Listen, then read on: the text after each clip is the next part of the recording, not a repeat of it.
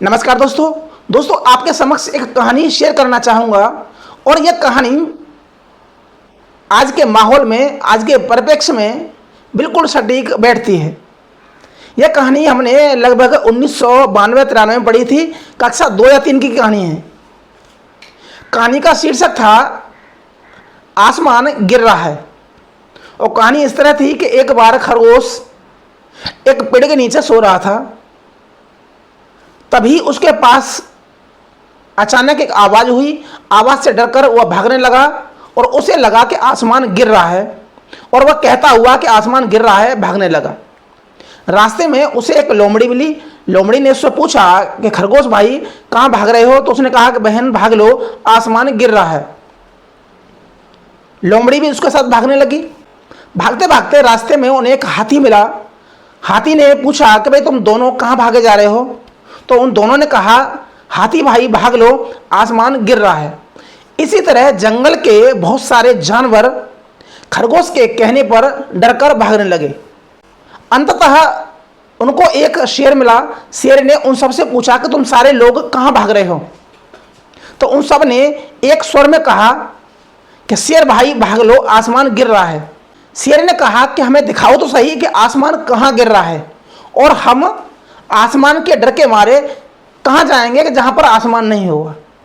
तो वह सारे लोग खरगोश के बताए गए स्थान पर गए। वहाँ जाकर देखा पेड़ के नीचे कुछ फल गिरे हुए थे। शेर ने अंदाजा लगाया हो सकता है कि पेड़ से फल गिरा हो, उससे आवाज़ हुई हो। तभी उसी समय पेड़ से एक फल गिरा, फिर से वह आवाज़ हुई। तो शेर ने हंसकर कहा यही है तुम्हारा आसमान?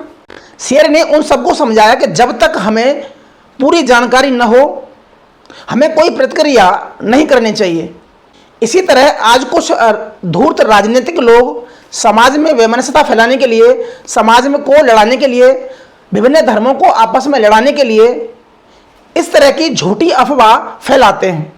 और कुछ खरगोश जैसे या अन्य जानवरों जैसे जो मूर्ख लोग हैं, वो बिना सोचे समझे उसको आगे शेयर कर देते हैं। उन्हें इस बात का रत्ती भर भी अंदाजा नहीं रहता कि हमारे छोटी सी गलती से कितना बड़ा नुकसान हो सकता है समाज को, और उससे उस व्यक्ति की मूर्खता भी झलक कर सामने आती है। तो इस कहानी का बताने का उद्देश्य यह है कि इस तरह की मूर्खता किसी को भी नहीं करनी चाहिए।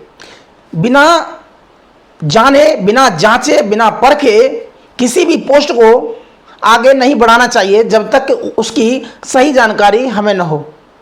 तो आपको कहानी कैसी लगी? अगर अच्छी लगी है तो उसे लाइक करें, शेयर करें और अपने कमेंट से हमें अवगत जरूर कराएं।